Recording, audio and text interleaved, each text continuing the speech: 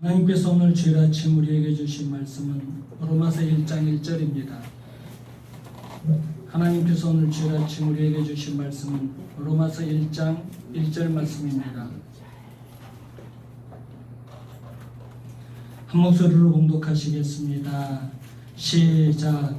예수 그리스도의 종 바울은 사도로 부르심을 받아 하나님의 복음을 위하여 택정함을 입었으니 아멘. 1절을 보면 예수 그리스도라는 표현이 나옵니다. 예수 그리스도는 초대교회 성도들이 예수님에 대해서 메시아로 인정하는 호칭입니다. 예수는 인간으로서의 명칭이에요.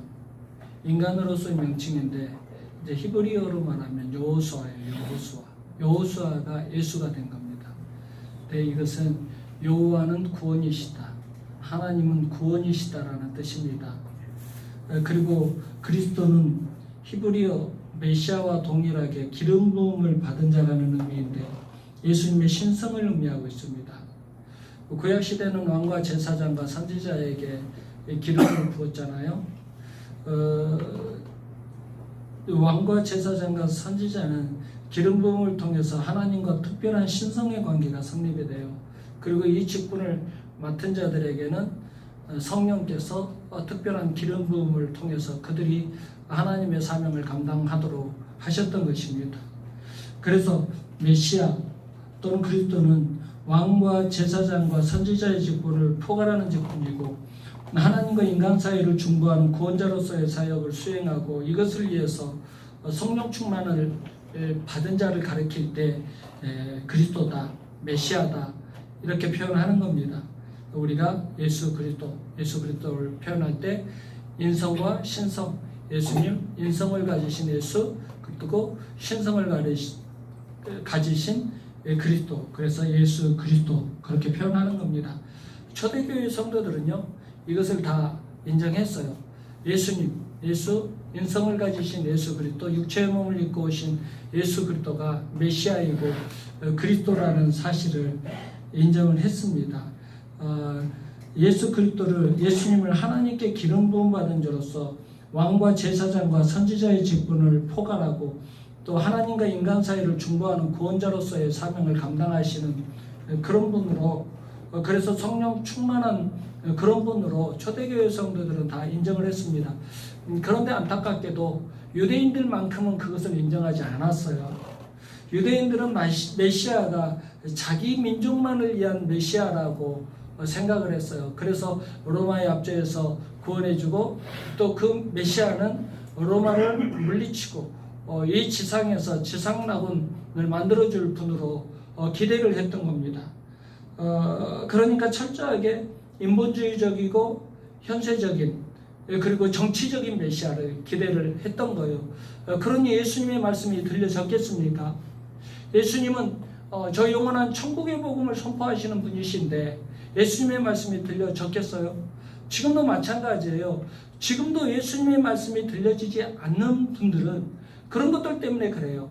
이 현세적인 것을 너무나 많이 추구하기 때문에, 그리고 물질적인 것, 그리고 정치적인 것, 이런 것들을 너무나 많이 기대하기 때문에 예수님의 말씀이 들려질 수가 없는 거예요. 우리 목사님들 정치 많이 하시잖아요. 정치 많이 하셔요.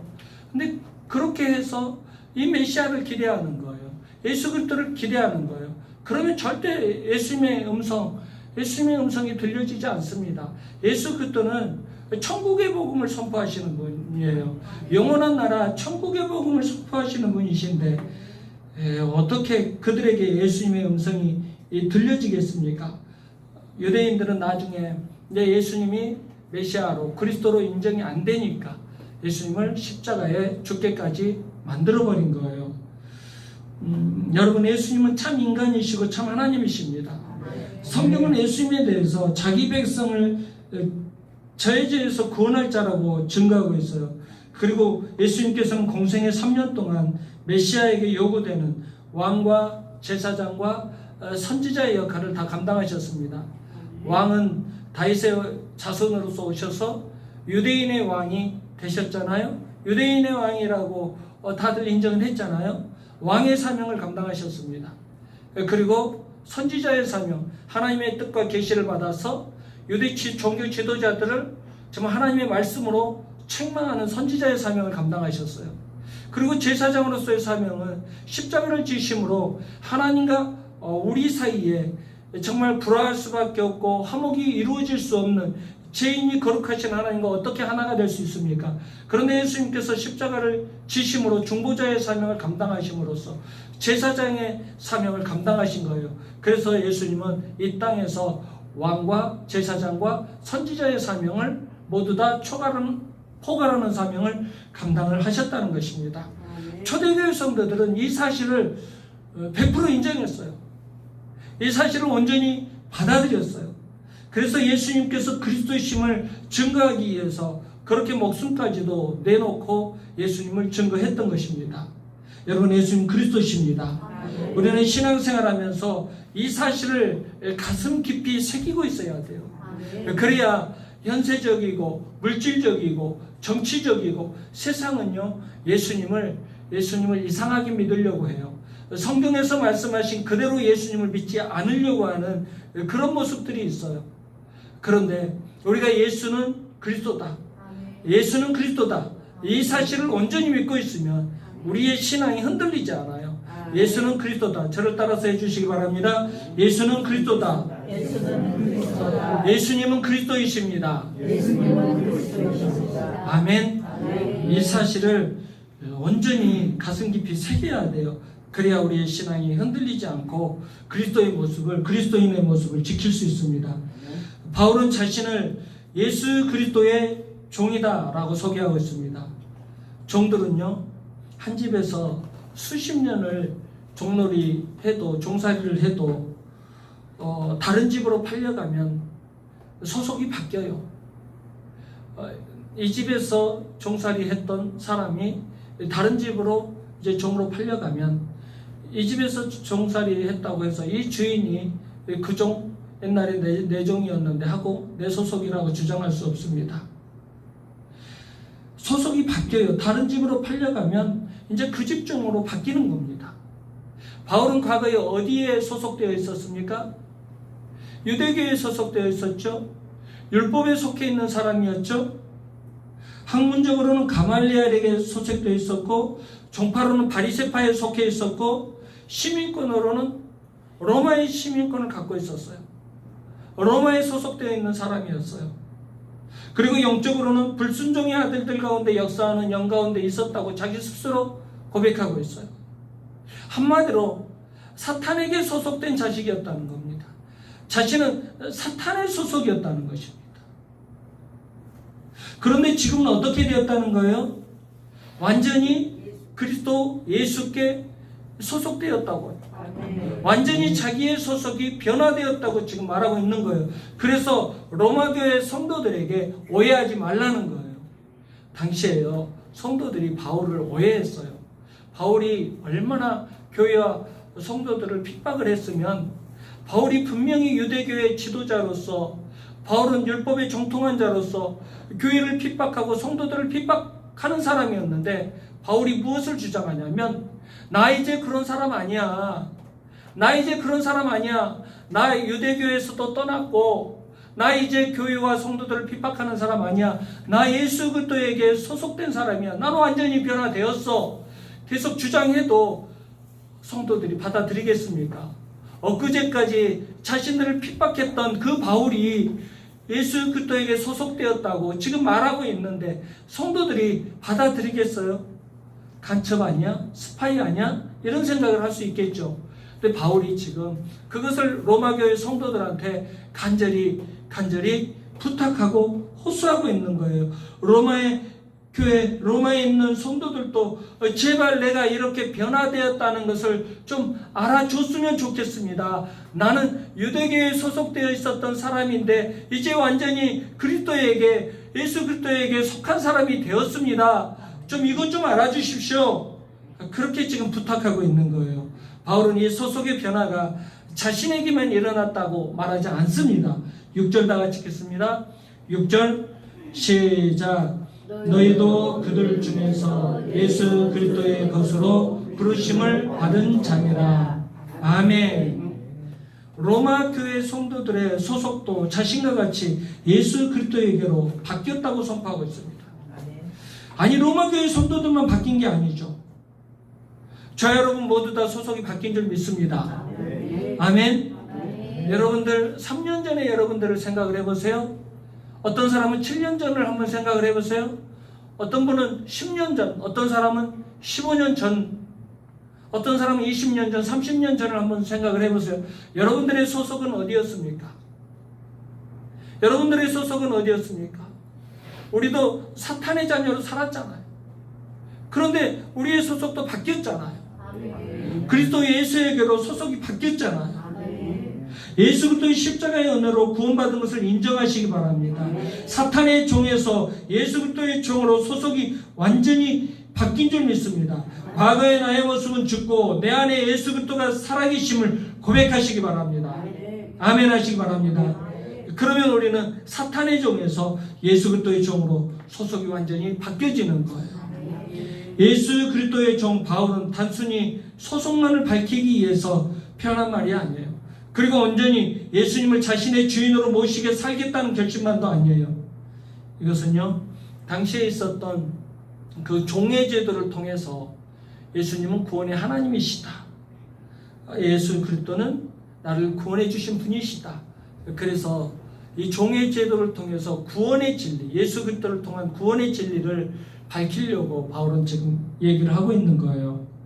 바울 시대의 종들은 자기가 모시고 싶은 주인을 스스로 모실 수 있는 선택권이 없었어요. 주인이 값을 주고 사줘야만 내 종이 되는 거예요. 내가 저 주인이 인격이 훌륭하고 저 주인한테 가면 사람들이 야, 여기에서는 한 달에 10만 원 주는데 저 주인은 100만 원 준대. 너무 마음이 넓어서 저 주인은 100만 원 준대. 그러면 다 그 주인의 종이 되고 싶을 것 아니겠습니까? 그렇다고 해서 내가 그 주인에게 가서 내가 주인님을 모시고 싶습니다. 이렇게 말할 수가 없는 거예요. 주인이 선택한 주인이 종이 그 주인을 선택해서 내 주인이 되주십시오 라고 할 수가 없는 거예요. 주인이 돈을 주고 값을 주고 사야만 됩니다. 반드시 주인이 값을 치르고 사줘야만 주인으로 모실 수 있어요. 반대로 또 아무리 모시고 싶지 않는 주인이 있어요.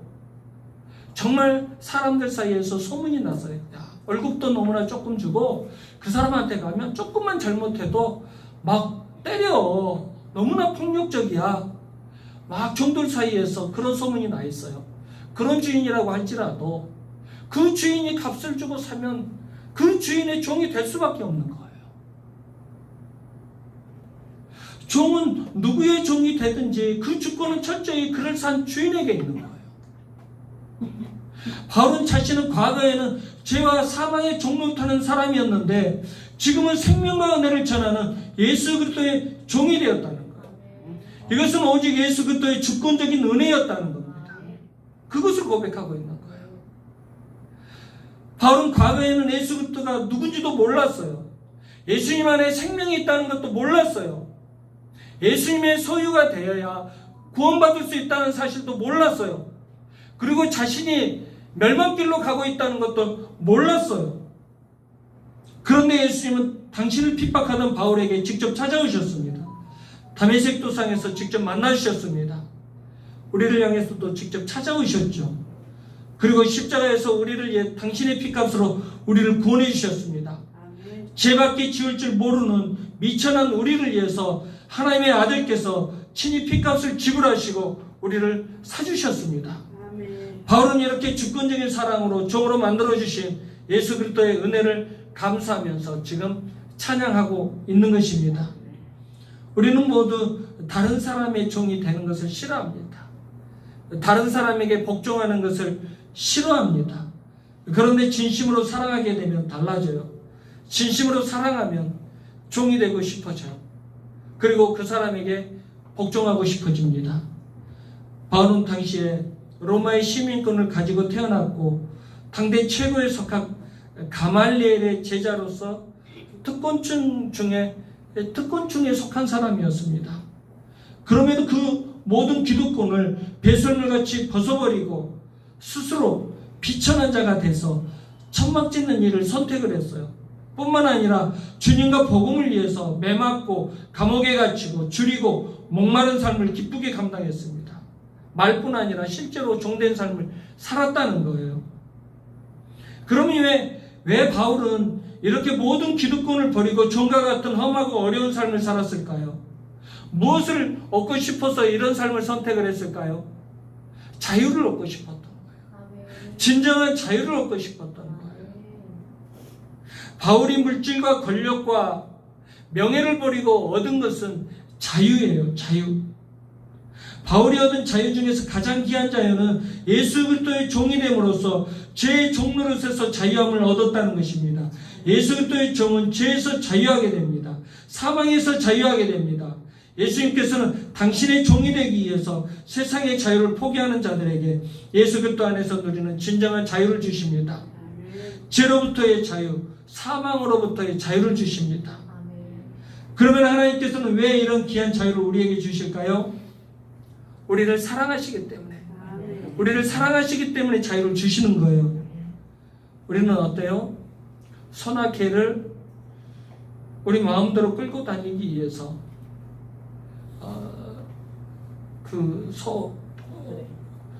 코를 뚫잖아요.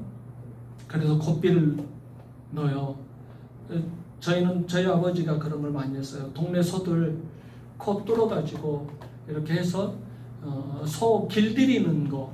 그래서 쟁기질하는 이렇게 막 야생적인 소를 잘 길들여가지고 이렇게 쟁기질 할 수 있도록 만들어주는 그런 것을 저희 아버지가 하셨거든요.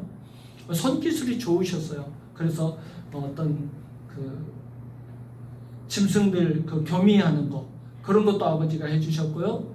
또 자전거 고치고 가전제품 고치시는 것 그런 것도 저희 아버지가 동네 사람들과 다 고쳐주시고 그런 거 했어요. 그래서 어렸을 때 이제 보면은 소 고삐를 뚫는 거 하거든요. 우리는 그래요. 그 소나 개가 내 말을 잘 듣게 하기 위해서 고삐를 뚫고 또 개 목을 이렇게 줄을 매가지고 우리는 끌고 다녀요. 그런데 우리가 진정으로 사랑하는 자식을 그렇게 할 수 있습니까? 우리가 사랑하는 자녀들을 그렇게 고삐를 뚫고 목에 줄을 매서 끌고 다닐 수 있어요? 아무리 말 안 듣는 자녀라고 해도 그렇게 하지는 않잖아요. 하나님도 마찬가지십니다. 우리를 너무나 사랑하시기 때문에 우리의 운명을 하나님께서 결정지어서 하나님께서 그냥 함부로 끌고 다니지 않으십니다. 말을 안 듣는다고 우리의 인격에 폭력을 사용하지 않으십니다. 여러분, 우리가 자랑하는, 우리가 좋아하는 부와 명예와 권력을 내려놓고 예수님께 나가시기 바랍니다. 기꺼이 자원하셔서 예수님의 종들이 되시기 바랍니다. 세상에서 썩어 없어질 자유를 쫓아다니지 마시고 예수 그리스도의 종이 돼서 예수님께서 주시는 진정한 자유를 누리시기 바랍니다. 1절에서 바울은 구원의 감격에 또 하나의 위대한 감격을 고백하고 있습니다. 그것은 자신의 사도직은 하나님의 부르심과 택정하심에 있었다고 지금 고백하고 있는 거예요. 바울은 자신이 이런 자격을 갖췄기 때문에 사도로 부름받았다고 말하지 않았습니다.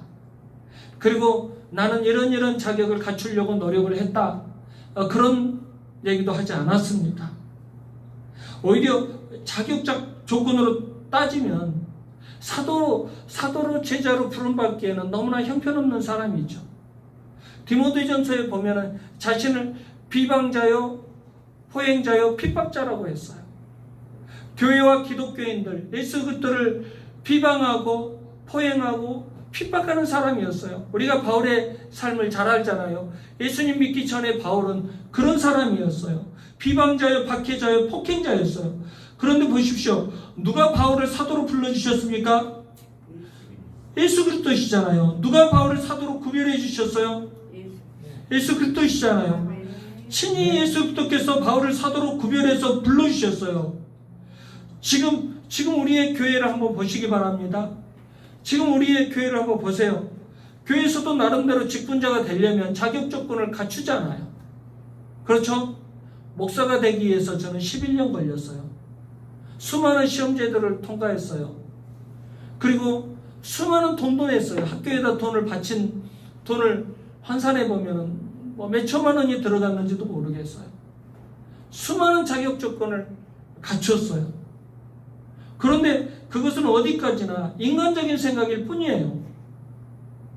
그리고 교회에서 요구하는 자격 조건을 다 갖췄다고 해서 그 사람이 하나님의 종으로 정말 그렇게 쓰임을 받나요? 목사들이 그렇게 자격 조건을 다 갖췄다고 해서 구비했다고 해서 그 사람이 진정한 목사로 활동을 하나요? 아니에요. 우리는 모두 하나님께서 보시기에 부족한 사람들일 뿐이에요. 저 여러분은 모두 다 부족한 인간일 뿐이에요. 도저히 목사가 될 수 없고 장로가 될 수 없고 권사가 될 수 없고 집사가 될 수 없는 그런 너무나 부족하고 하찮은 존재들이에요. 그럼에도 맡은 직분을 감당하고 있습니다. 바울은 지금 이것에 대해서 감사하고 있는 거예요. 자신은 도저히 주님의 예수 그리스도의 사도의 직분을 맡을 수 없는 자였는데 전적인 하나님의 은혜로, 주권적인 은혜로 사도의 직분을 맡아서 지금도 부족하고 연약하지만 하나님의 사도의 직분을 감당하고 있다는 것을 지금 말하고 있는 거예요. 얼마나 감사하겠어요. 우리도 이것을 깨달아야 돼요. 이것을 깨달아야 돼요. 이것을 깨달아야 감사하고 감격해하면서 주님의 일을 감당할 수 있어요. 이것을 깨달아야 돼요. 내가 누구간데 성도로 불러주신 것만도 감사해야 돼요. 예수님 믿게 해주신 것만도 감사해야 돼요. 내가 누구간데 세상 사람들에게 이렇게 전한 예수, 수많은 사람들한테 전해지는 예수 그리스도, 그런데 저렇게 거절하는데, 저렇게 외면하는데, 저렇게 핍박하는데 사람들은, 그런데 나는 왜 예수님이 믿어질까? 나는 왜 예수님을 생각만 해도 이렇게 좋을까? 나는 왜 예수님을 생각만 해도 찬양이 나올까? 기쁨이 나올까? 나는 왜 예수님을 생각만 해도 눈물이 나올까? 이것만 생각해도 우리는 감사해야 돼요. 바울은 그것을 깨달았어요. 얼마나 감사했겠어요. 비방자요, 박해자요, 폭행자였는데 내가 예수님의 사도가 됐다니, 내가 예수님을 증거하는 사도로 수임받고 있다니 얼마나 감사했겠어요. 이것을 깨달아야 나에게 주신 사명을 온전하게 감당할 수 있습니다. 고린도후서 13장 23절부터 보면 바울이 이렇게 고백해요. 그들이 그리스도의 일꾼이냐? 정신없는 말을 하거니와 나는 더욱 그러하도다. 내가 수고를 넘치도록 하고 옥에 갇히기도 더 많이 하고 매도 수없이 맞고 여러 번 죽을 뻔하였으니 유대인들에게 40에서 하나 감한매를 5번 맞았으며 3번 태장으로 맞고 1번 돌로 맞고 3번 파선하고 일주야를 깊은 바다에서 지냈으며 여러 번 여행하면서 강의 위험과 강도의 위험과 동족의 위험과 이방인의 위험과 신의 위험과 광야의 위험과 바다의 위험과 거짓 청제 중에 위험을 당하고 또 수고하고 애쓰고 여러 번 자지 못하고 줄이며 목마르고 여러 번 굶고 춥고 졸고 춥고 헐벗었노라. 당당하게 외치고 있어요. 자신이 다른 사도들보다 훨씬 수고했다고, 훨씬 예수님의 사도로 노력했다고 당당하게 외치고 있어요. 그들이 그리스도의 일꾼이냐? 정신없는 말 하지 마라. 쓸데없는 소리 하지 마. 내가 훨씬 더 열심히 했어. 내가 예수님을 위해서, 내가 예수 그리스도를 위해서 훨씬 더 많은 고통을 당했어. 수많은 위험을 당했어. 나는 죽을 상황까지도 당한 사람이야. 예수 그리스도를 위해서, 복음을 위해서 나는 생명까지 바치려고 했던 사람이야. 자신에게 선포하고 있어요. 무엇이 바울을 이런 사람으로 만들었을까요? 비방자요, 박해자요, 폭행자였던 자신을 그리스도의 종으로 불러주신 하나님의 은혜가 너무나 감사했기 때문에 그래요. 우리도 맡겨진 직분을 바울과 같은 마음으로 감당하시기 바랍니다. 그래서 기쁨과 감사가 넘치는 당당한 그리스도인들 되시기 바랍니다. 바울은 자신이 하나님의 복음을 위해 택정함을 입었다고 했습니다. 바울은 헬라 문화의 중심지이고 대학의 도시인 다소에서 태어나서 헬라 철학을 섭렵을 했어요. 똑똑한 사람이기 때문에 어떤 지식적인 것에 어떤 갈급증도 있고 그런 것들을 섭렵하는 걸 좋아합니다. 로마의 시민권도 갖고 있었어요. 그리고 당대의 석학 가말리엘의 문화생으로 제자로서 공부를 했습니다. 그래서 율법을 그에게 배웠어요. 율법에 정통한 사람입니다. 그리고 바리새인 중에 바리새인으로 율법에 흠이 없는 자였어요. 자기 스스로 자랑했어요. 철저히 율법을 지키는 사람이었다고 자랑하는 사람이었어요. 그리고 바울은 다메섹 도상에서 부활하신 예수님을 만나기 전에는 교회와 성도들을 핍박하는 사람이었어요.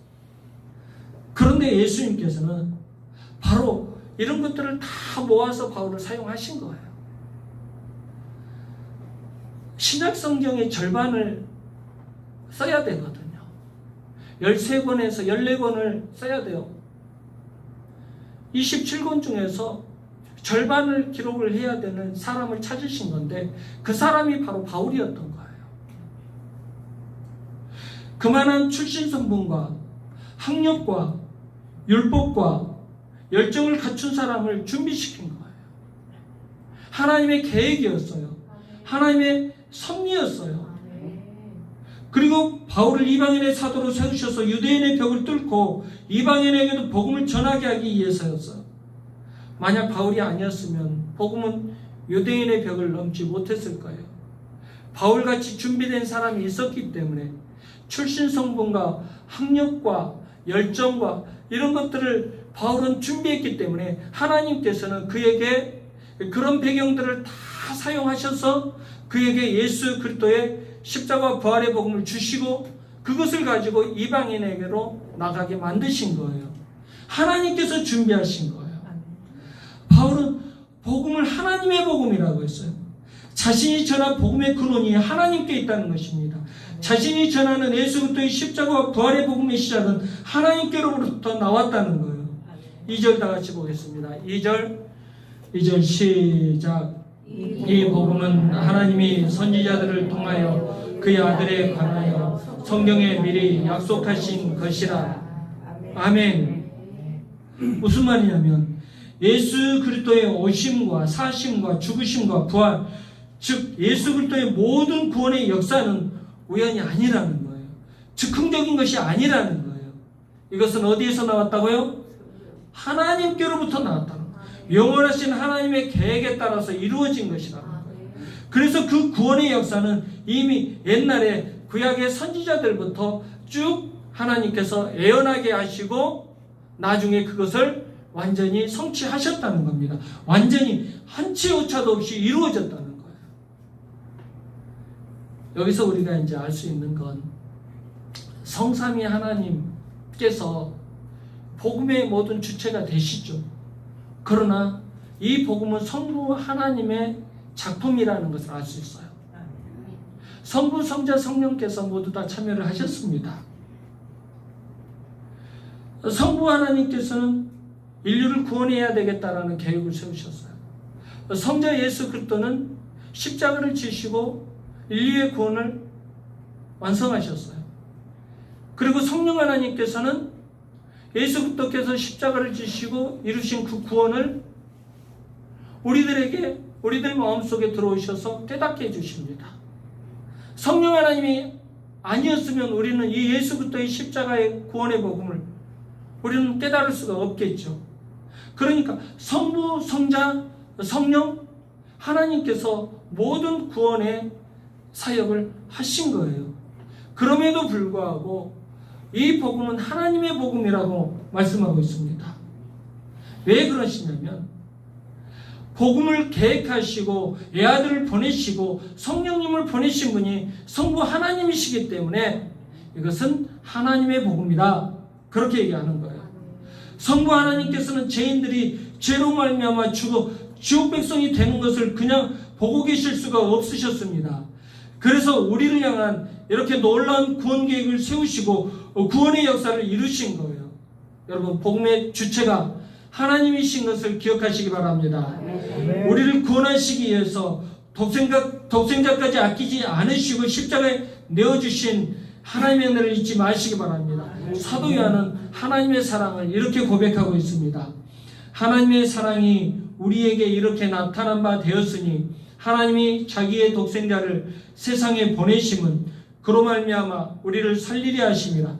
사랑은 여기 있으니 우리가 하나님을 사랑한 것이 아니요 하나님이 우리를 사랑하사 우리 죄를 속하기 위하여 화목제물로 그 아들을 보내셨습니다.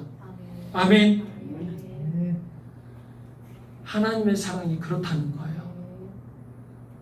그 하나님의 사랑은 독생자 예수 그리스도를 보내주신 사랑이었다. 그 사랑을 체험한 사도 요한이 고백하고 있는 겁니다. 지금까지 바울은요, 여러 방면에서 예수 그리스도의 은혜에 대해서 이야기하고 있습니다. 그리고 이제 결론적으로 얘기합니다. 예수 그리스도의 은혜, 지금 과거에 출신 성분, 학력, 바리새인 중에 바리새인, 율법에 정통한 자, 또 율법을 철저히 지킨 자, 또 다메섹 도상에서 자기는 핍박자였는데 예수 그리스도께서 만나주신 사건, 이런 것들을 지금 계속 바울이 다 얘기한 이유, 그것에 대해서 지금 얘기하고 있는데, 그것은 오직 복음을 위하여라는 겁니다. 오직 복음을 위하여. 오늘 제목이 오직 복음을 위하여거든요. 설교 제목이 저를 따라서 하시기 바랍니다. 오직 복음을 위하여. 오직 복음을 위하여. 오직 복음을 위하여. 오직 복음을 위하여. 즉 하나님께서 주신 은혜와 능력과 역량을 모두 다 집중해서 복음을 증거해야 된다는 거예요.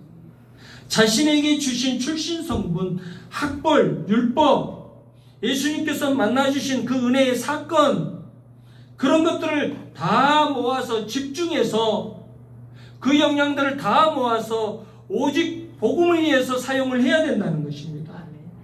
그럼 왜 하나님께서는 우리에게 이렇게 예수 그리스도의 복음을 증가하게 하실까요? 모든 인간들에게 복음이 답이 되기 때문에 그래요. 모든 세상의 답은 오직 복음밖에 없기 때문에 그래요. 우리는 돈이나 명예나 권력이 중요하다고 할 수 있을 것입니다. 물론 그런 것도 중요합니다. 그러나 예수님께서 가난한 자들에게 복음을 전하기에 앞서서 무엇을 먼저 전해주십니까? 복음을 먼저 전파하시잖아요.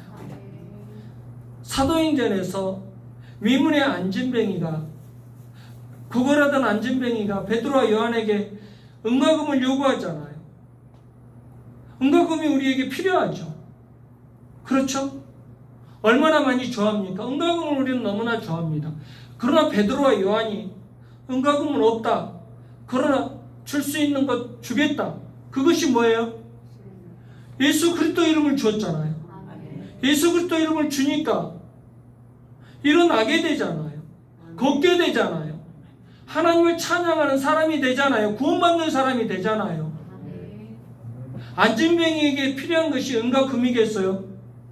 그가 걷고 뛰면 되는 거잖아요. 그러면 은과 금을 벌 수도 있는 거잖아요.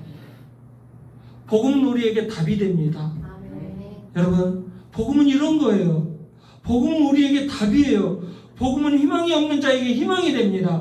복음은 사랑이 없는 자에게 사랑이 됩니다. 복음은 생명이 없는 자에게 생명이 됩니다. 복음은 구원이 없는 자에게 구원이 됩니다. 복음은 능력이 없는 자에게 능력이 됩니다. 이것 때문에 바울에게 여러 가지 은혜를 주시고 집중해서 그 모든 것을 다 복음을 위해서 쓰라고 명령하신 거예요. 여러분, 우리도 모양은 다르지만 각자 받은 은혜의 모습들이 있어요. 한번 생각을 해보시기 바랍니다. 우리가 과거부터 살았던 한번 모습을 한번 생각을 해보시기 바랍니다. 그리고 예수님 믿고 받은 은혜, 옛날에 예수님 믿지 않았을 때는 그것이 그냥 대수롭지 않게 생각이 됐을 거예요. 그런데 예수님을 믿고 보니까 출신 성분도, 제가 늘 말씀드리잖아요. 저 출신 성분 별로 안 좋아요. 그런데 그랬구나. 이것 때문에 하나님께서 그렇게 태어나게 하셨구나. 고난당한 거 너무나 괴로웠어요. 그런데 이것 때문에 하나님께서 그 고난을 통과하게 하셨구나. 공부시킨 거 아, 이것 때문에 하나님께서 공부를 시키셨구나. 우리의 은혜들이 있어요. 우리 각자가 다 은혜의 모습들이 달라요. 여러분들에게 주신 하나님의 은혜의 모습들이 있어요. 그것들을 한번 다 모아보세요. 집중해서 모아보시기 바랍니다. 오늘 오후에 나누겠습니다. 모아보세요. 모으세요. 그것들을 모두 다 모아보시기 바랍니다. 모든 은혜와 힘과 역량들을 모아보시기 바랍니다. 그래서 남은 인생을 복음을 위해서 살아가시기 바랍니다. 예수 그리스도의 십자가와 부활의 복음을 위해서 충성을 다하는 인생들 되시길 주님의 이름으로 축원합니다. 기도하겠습니다. 하나님 아버지 감사드립니다. 독생자 예수 그리스도를 이 땅에 보내주시고 믿고 섬기고 예배하게 하시니 진심으로 감사드립니다. 우리가 만약 예수님을 구원의 주님으로 모시지 않고 세상을 살았으면 얼마나 불쌍한 인생이 되었을까를 생각해 보니 너무나 끔찍합니다. 돈만 쫓아 사는 인생이 되었을 것이고 명예만 쫓아 사는 인생이 되었을 것이고 쾌락만 쫓아다니는 인생이 되었을 것입니다. 그야말로 바울의 고백처럼 사탄의 자식으로 불순종의 아들들 가운데 역사하는 영에게 휘둘리면서 살았을 것입니다. 그런 우리에게 찾아와 주셔서 예수님을 그리스도로 섬기고 고백하고 영접하고 찬양하게 해주셔서 감사드립니다. 바울처럼 옥에 갇히고 수없이 맞고 강도의 위험과 동족의 위험과 광야의 위험과 바다의 위험과 죽음의 위험을 감당하겠다고 그렇게 용감하게 고백은 하지 못하지만 예수님을 사랑한다고 고백하고 예수님을 찬양하고 예배하고 증거하게 하시니 감사드립니다. 우리에게 값없이 주신 이 귀한 은혜의 복음을 증거하는 삶이 되게 하여 주시옵소서. 우리에게는 은과 금이 없습니다. 그러나 우리에게 주신 예수 그리스도의 이름이 있습니다. 죽어가는 영혼들에게 예수 그리스도 이름을 증거해서 그들도 복음의 은혜를 체험하고 천국 백성들 되게 하여 주시옵소서. 예수 그리스도의 귀하신 이름으로 기도드리옵나이다. 아멘.